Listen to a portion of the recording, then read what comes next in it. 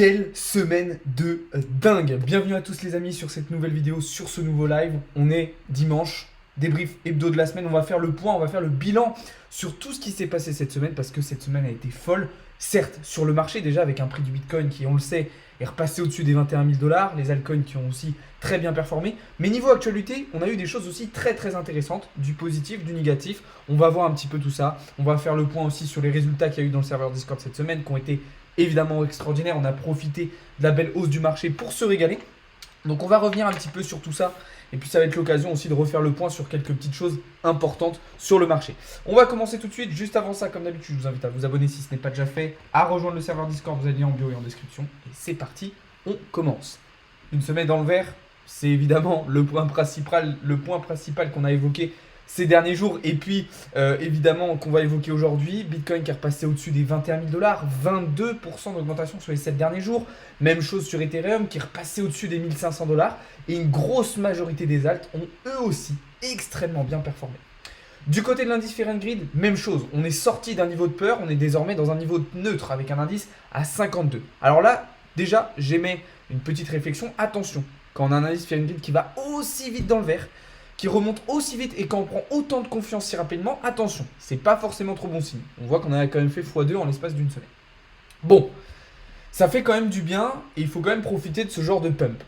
Maintenant, je vous l'ai déjà dit, ce pump, il n'est pas forcément naturel, il est trop impulsif et il n'est pas forcément trop sain. Surtout dans un contexte de bear market. Vous m'auriez dit une courbe comme ça en bull run, d'accord, ça peut arriver. Là, dans un contexte de bear market, c'est un petit peu plus étonnant. Et puis, il y a bien un moment où on va retracer aussi. Donc oui, c'est bien, oui, prenez vos profits, soyez heureux de ce pump, ça fait du bien d'avoir un marché dans le vert. Mais attention, pas trop d'euphorie, pas trop d'emballement. Pour comprendre un petit peu mon avis de toute façon sur le marché, ce que je vous invite à faire, c'est tout simplement d'aller voir les vidéos que je vous ai sorties cette semaine sur ma chaîne YouTube. Alors là, c'est mes données analytiques, excusez-moi. Mais je vous conseille d'aller voir les vidéos que je vous ai sorties cette semaine sur la chaîne YouTube parce que vous allez vraiment comprendre quel est mon scénario, quel est mon avis, qu'est-ce qui va se passer selon moi dans les prochains jours. Alors, pour résumer, globalement, je m'attends effectivement à un retracement à court terme. Maintenant, ce retracement, il y a deux options. Soit on retrace jusqu'à environ 18 500 au niveau des 61% de Fibo, on vient rebondir sur notre support et ensuite on repart vers le haut en direction des 23 000 puis des 25 000 $. Ça, c'est le scénario optimiste. Ou alors on rebascule dans un scénario pessimiste où on revient directement chercher en direction des 16 000 $.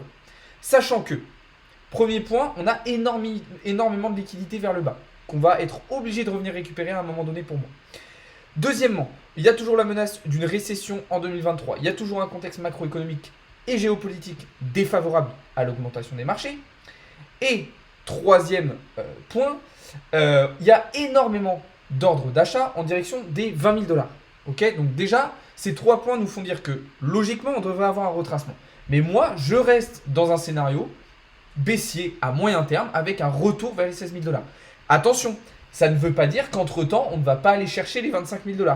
C'est aussi un scénario qu'il faut prendre en compte et qu'il faut garder à l'esprit. C'est que effectivement, potentiellement, Bitcoin pourrait peut-être venir chercher les 25 000 $ avant de repartir plus bas vers les 16 000. Et si vous en rappelez, c'est exactement ce que je vous ai dit dans la vidéo de la semaine dernière où je vous donnais un petit peu mon scénario justement pour l'année 2023 et où je vous disais en fait que pour moi, Bitcoin, justement, au cours de l'année 2023, il allait range comme ça, peut-être entre les 15 et les 25 000 $ pendant un an, avant de se relancer véritablement à partir de 2024. Donc, je pense que c'est quelque chose à laquelle il va falloir s'habituer, puisqu'il y a des chances qu'au cours de l'année 2023, on ait un petit peu ces zigzags tout au long de l'année, avant de vraiment prendre une décision et prendre une direction plus claire.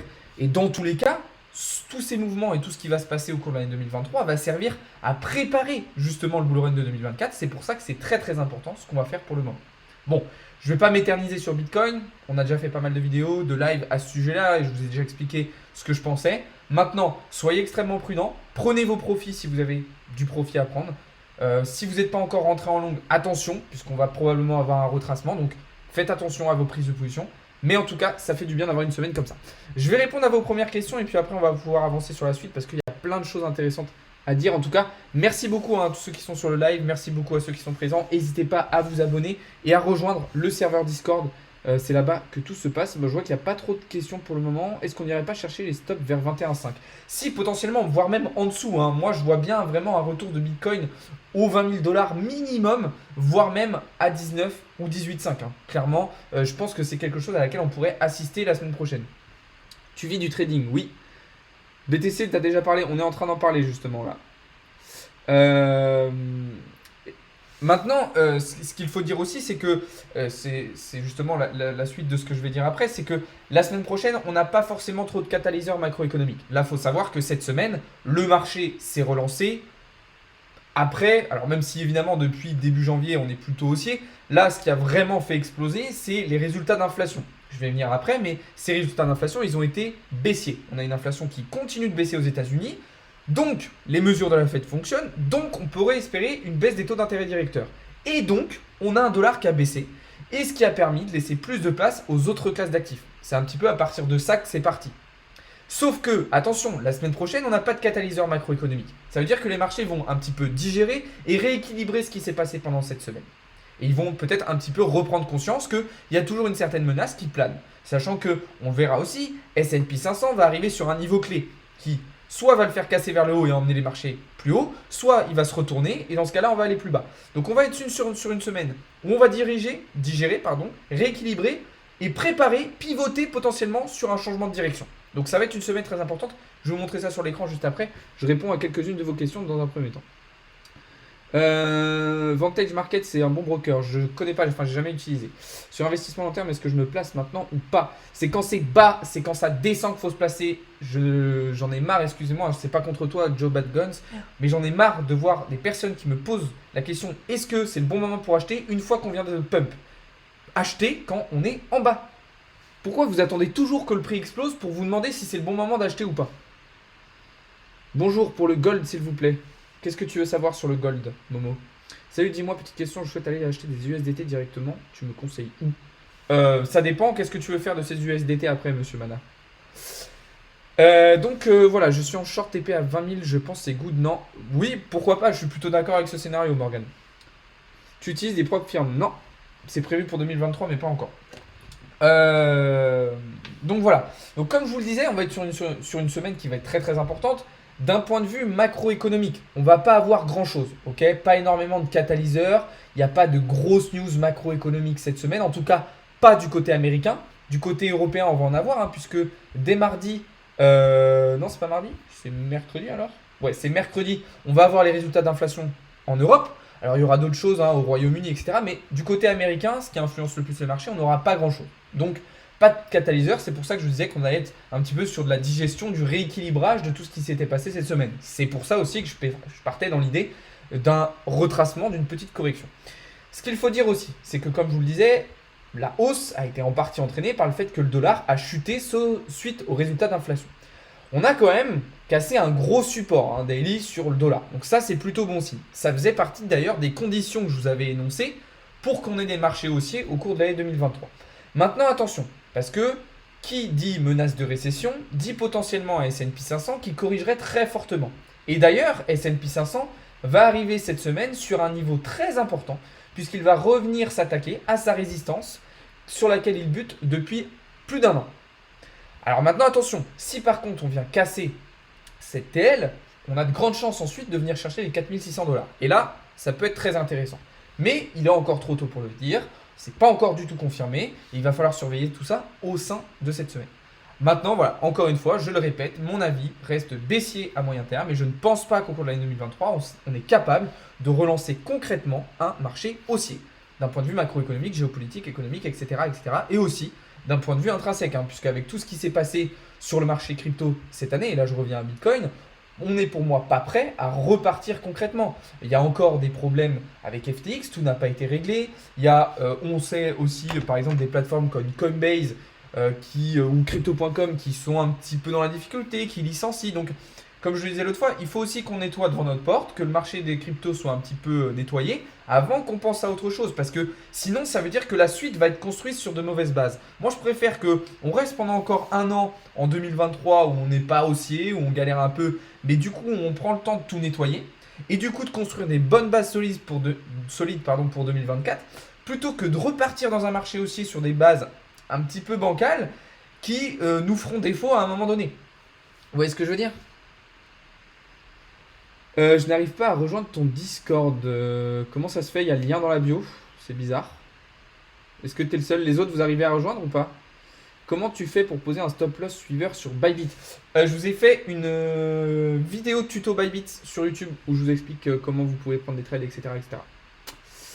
Mais en tout cas, merci beaucoup à tous ceux qui font des subs. Merci à ceux qui s'abonnent. Merci à ceux qui rejoignent le Discord. Ça fait plaisir. Tu utilises MetaTrader? Oui, pour le Forex. Donc voilà un petit peu mon avis sur le marché. On va désormais faire un petit point sur les résultats de cette semaine parce que vous le savez, on s'est quand même bien régalé. Je vous ai partagé des trades dans le Discord. On a pris aussi beaucoup de positions en live et on a évidemment profité de ce pump de Bitcoin. Alors, on a pris des longues sur BTC, on était en longue aussi sur le FTM, on a été en longue sur Polkadot du coup depuis début janvier, on était en longue aussi sur Atom depuis le début de la semaine, lundi. On avait pris aussi un long sur EGLD. Alors, non, c'est pas celui-là que je voulais vous montrer. Hop, EGLD. Hop, on était rentré du coup sur cette position sur EGLD. Qu'est-ce qu'on avait encore? On avait le fil aussi, fil où vraiment on s'est régalé. Donc on a été sur une très belle semaine et globalement on est sur un très beau d'année 2023. Alors je vais vous montrer directement les résultats dans le Discord parce que pour ceux qui ne me croiraient pas avec ce que je montre là, je vais être encore plus transparent et je vais vous montrer directement les trades que j'ai envoyés dans le Discord. Alors laissez-moi une petite seconde histoire que je change l'application Discord d'écran. Voilà, on y est. Alors, ça bug. Ah, c'est bon. Donc, dans le Discord, on a été sur 5 trades gagnants et 2 perdants cette semaine dans la partie VIP. Ok, sachant qu'on a encore 2 trades en cours qui se dirigent tout droit vers leur TP. Si vous y êtes parti, en plus du VIP, du Gold, vous aurez eu accès à 2 trades gagnants en plus. Donc ça fait 7 trades gagnants contre 2 perdants. Et du côté Forex, alors là on a été sur un trade perdant et un gagnant. Donc Forex plus équilibré, mais en soi, vu qu'on a un bon risk management, même avec un win rate de 50-50, on s'en sort quand même largement gagnant. Et puis en plus, comme je vous disais, voilà, il y a eu tous les trades qui ont été partagés en live. De toute façon, vous pouvez aller voir les résultats des membres sur le Discord.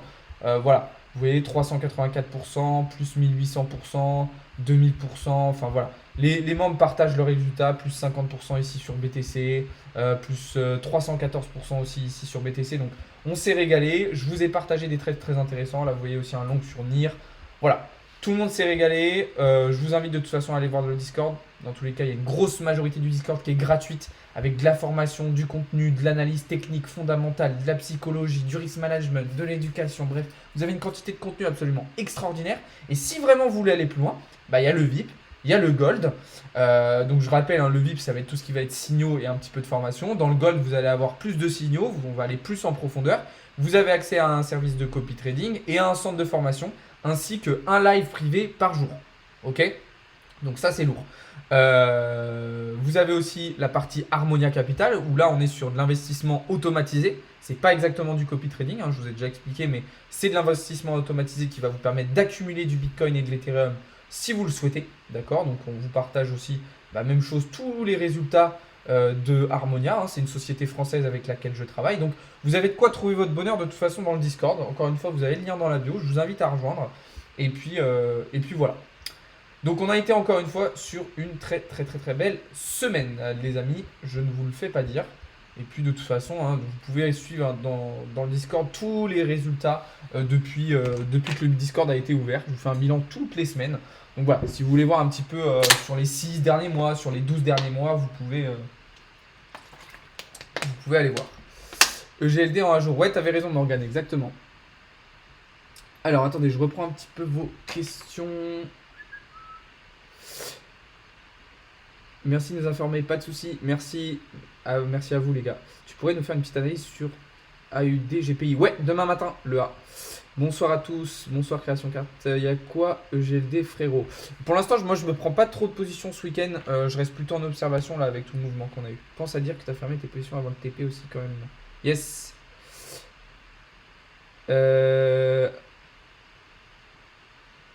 Mais en général, je vous le dis dans les lives, dans les live scalping et tout. En général, j'essaie de vous le dire. Des fois, j'oublie, c'est vrai. Après, des fois, quand je vous le dis dans le bilan, regardez bien l'orthographe. Quand je mets clôturer EZ, ça veut dire que je vous dis de clôturer maintenant, quand je vous fais le bilan. Si je mets clôturer et eux, c'est que je l'ai fait dans la semaine. Donc, ton écran, c'est un 27 HDMI avec ton Mac, oui. Et puis je l'avais dit de toute façon juste avant l'annonce que je fermais toutes mes positions. Où postes-tu tes signaux gratuits que je puisse tester avant de me lancer avec toi? Alors, comme je l'ai expliqué cet après-midi, en gros, je poste plus de signaux gratuits. Pourquoi? C'est vrai que jusqu'à maintenant, il y avait des signaux gratuits. Le problème, c'est que quand tu fais gratuit, il y a beaucoup de personnes, et d'ailleurs, je me suis embrouillé avec quelqu'un dans le Discord cet après-midi, qui prennent les trades gratuitement comme ça, sans être formés, qui font un peu n'importe quoi. Et si jamais le trade se passe pas bien, ils reviennent en gueulant, en t'insultant et en disant que t'es une merde. Donc moi, ce que j'ai décidé maintenant, c'est de plus faire de signaux gratuits. Par contre, je continue évidemment à vous faire des analyses gratuites, à vous donner des conseils, à partager plein de choses gratuitement. Mais je fais plus de trades détaillés avec prix d'entrée, TP, SL gratuitement. Parce qu'il y a des personnes qui ne sont pas formées, qui font n'importe quoi, qui envoient tout leur capital sur ce trade. Là, la personne avec qui je me suis embrouillé cet après-midi, elle est tombée sur un TikTok hors contexte, un TikTok random à moi. Hors contexte comme ça, elle n'a pas regardé plus loin, elle n'a pas regardé le graphique, elle n'a pas regardé le Discord, elle a mis tout son capital sur ce trade, elle a perdu. Et après, elle est venue gueuler.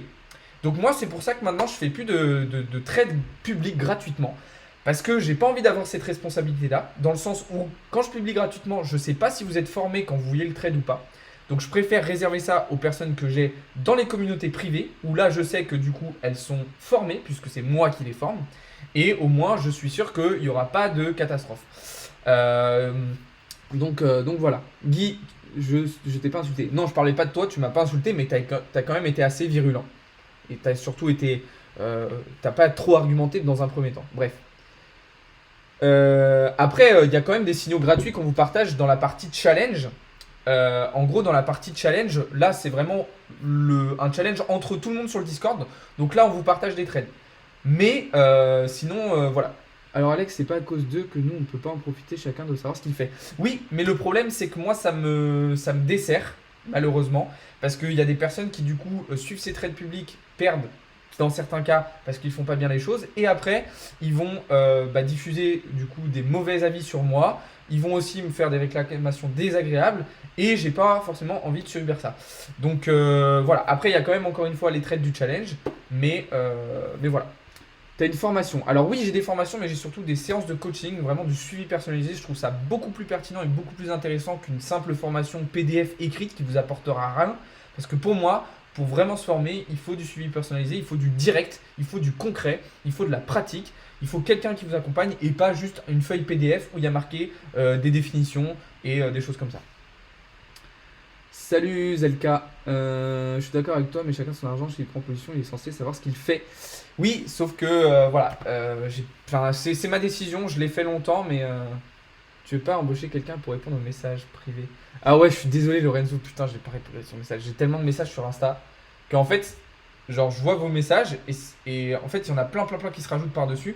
Et du coup, le message, par exemple, de toi, Lorenzo, il est descendu tellement bas que du coup, je le vois plus et je pense pas forcément à répondre. Je suis désolé. Mais un coffre sur quoi? Et après, vous voyez bien, de toute façon, pour ceux qui hésitaient, par exemple, sur la qualité des signaux, cet après-midi, il y en a qu'on dit, qui sont dans le VIP. Il y a des personnes qui prennent même pas tous les trades que j'envoie et qui sont déjà largement rentables. Vous voyez, on vous partage de toute façon, on fait des bilans en fin de semaine des résultats du VIP. Et même par exemple, juste avec les trades qu'on envoie dans la partie de challenge, vous auriez pu faire des bonnes performances. Parce que je crois que là, sur la partie de challenge Discord, en 17 jours de trade, on est à 30% de bénéf. Donc vous voyez que c'est des très bons résultats. Enfin bref, allez voir dans le Discord, soyez un petit peu curieux et vous allez voir que c'est un truc de ouf. Le mieux c'est les analyses graphiques, les signaux c'est de la merde si tu connais pas le trading. Tout à fait Alex, c'est pour ça que je disais que je faisais plus de signaux publics. Quand je fais des signaux privés, en fait je vous envoie un signal avec une analyse concrète, un suivi aussi du trade tout au long de la journée. Comme ça vous n'êtes pas laissé, vous n'êtes pas, vous n'êtes pas livré à vous-même en fait. Alors que quand je balance un trade publiquement, quand je le faisais avant, vu que c'était public, il y avait moins d'analyse, il y avait moins de suivi sur ce trade-là. Et c'est pour ça qu'il y avait des personnes qui faisaient des erreurs. Donc maintenant, je réserve vraiment ça aux communautés privées. Tu penses que Solana reviendra à son ATH et potentiellement le dépassera? Je suis pas trop optimiste pour Solana, peut-être. Mais je suis pas trop convaincu, je t'avoue, pour le moment. J'ai été très déçu de ce qu'a fait Solana cette année. Bon les amis, on va passer dans la dernière partie du live parce que au-delà du prix qui a très bien monté cette semaine sur le BTC et sur l'ensemble du marché crypto, il y a eu plein d'autres choses super intéressantes. Par exemple, aujourd'hui, McDonald's a annoncé se lancer dans le métaverse. Encore un bel exemple de démocratisation et d'adoption des crypto-monnaies. Autre exemple, l'entreprise Tether, donc qui développe le stablecoin USDT, a des volumes qui dépassent largement Visa ou encore Mastercard. Là encore, un bel exemple d'adoption et de démocratisation des cryptos. On pourrait donner un troisième exemple avec la capitalisation totale de Bitcoin qui cette semaine a dépassé celle de Tesla et Walmart, deux entreprises américaines qui sont absolument énormes. Donc oui, on a des bonnes nouvelles sur le marché en termes de prix, mais on a aussi des très très bonnes nouvelles avec du coup une démocratisation, une adoption des cryptos qui grandit de plus en plus vite. Et ça fait plaisir. Et c'est ce qui va permettre aussi au marché crypto de s'épanouir, de grandir et de se développer et de profiter d'un potentiel bull run dans les mois et les années à venir. Donc ça c'est cool, ça fait plaisir. Alors il n'y a pas eu que des bonnes nouvelles, voilà, il y a eu encore des débâcles un petit peu, j'ai envie de dire, avec FTX, avec crypto.com, avec la SEC qui s'attaque à Gemini. Donc tout n'est pas parfait, mais on a quand même un peu de mieux. Et de toute façon, il faut prendre ce qu'il y a, il faut prendre ce qu'on a à se mettre sous la dent. Artrade, gros projet, beaucoup de potentiel pour moi. Donc voilà, sur ce les amis, on va arriver au terme de ce live. Merci beaucoup d'avoir été présent, on a fait un bon petit bilan. Je vous invite à vous abonner, je vous invite à aller dans le Discord, voir un petit peu tout ce qu'il y a parce qu'il y a du très très lourd. Pour ceux qui n'ont pas trop suivi niveau analyse technique, mon avis et tout, je vous invite à aller sur la chaîne YouTube. Comme ça, vous allez pouvoir checker un petit peu les vidéos que je vous ai fait cette semaine. De toute façon, la rediffusion de ce live sera mise juste après sur la chaîne YouTube. Donc si vous n'avez pas vu l'intégralité, vous pourrez aller voir aussi. Vous avez de toute façon tous les liens dans la bio. Donc n'hésitez pas à aller checker tout ça. Sur ce, je vous souhaite à toutes et à tous une très très bonne soirée. Rendez-vous demain matin, comme d'habitude, pour des trades, des analyses, etc. etc. Et puis voilà. Salut à tous les amis, c'était Alex de Crypto Learning. Bon dimanche soir à tous et à demain matin.